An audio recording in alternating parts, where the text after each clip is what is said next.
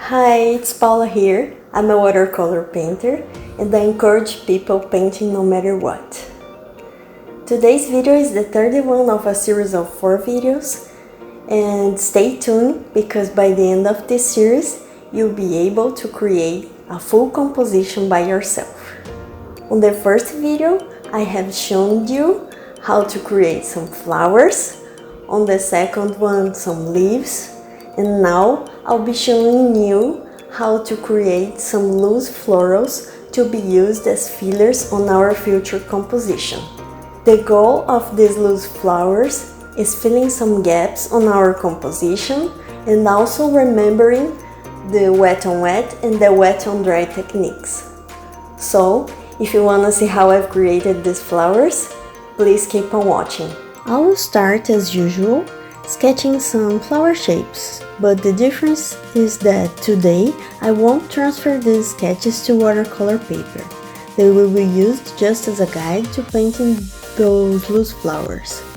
So I'm creating some branches with circles on their tips, and I'm not trying to sketch any specific flower, just playing around some shapes.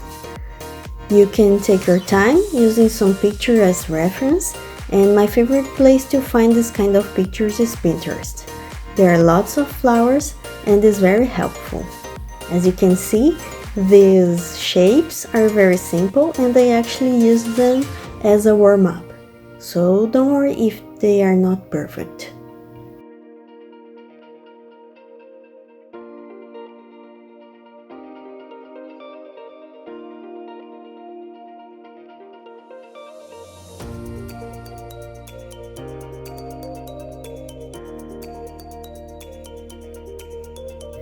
Now I'm taking my watercolor paper and I will start with my round brush 6, soaking it on clean water and diluting a purple color.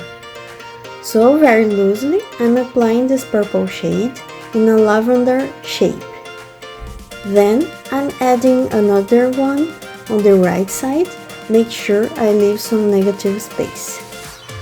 Next I'll take some red color and mix with purple, and I apply mostly on one side of the flower while the purple color is still wet, so the color will bleed on each other. Remembering, here is the wet on wet technique. For the branch, I will take my round brush 0 and mix dark green and purple to make the green darker, and I will paint small branches. If I work fast, I can make the green bleed into the bottom of the flower.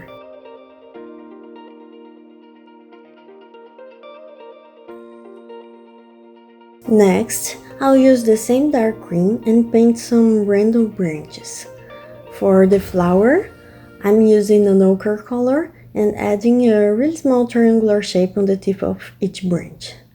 Then, I will take the dark green again and darkening the branches next to the flowers, make them bleed into the yellow. For the next one, I'm taking some dark gray and paint some branches again. Then, using a very watery red, I'm painting some blobs on the tip of each branch very loosely.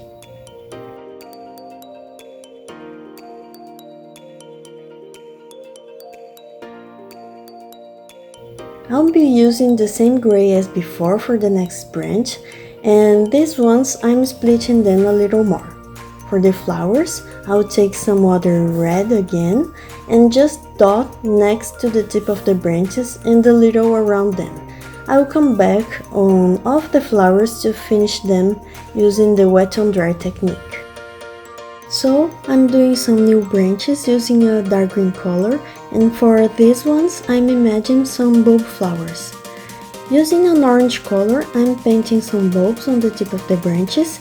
Make sure I'm leaving some negative space. Next, I'm mixing red and purple to have a brownish color and painting some branches. I'm making them brown to paint some leaves around them.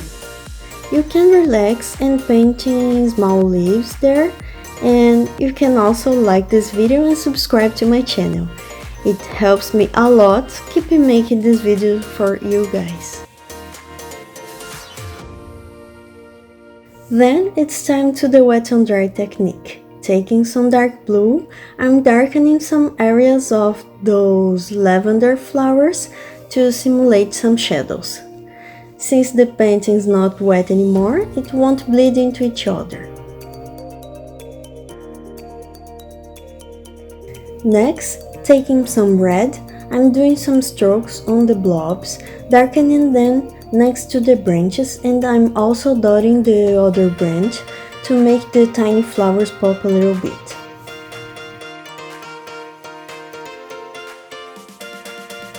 For the bulb shapes, I'm darkening the bottom of the bulbs, making some leaf shapes.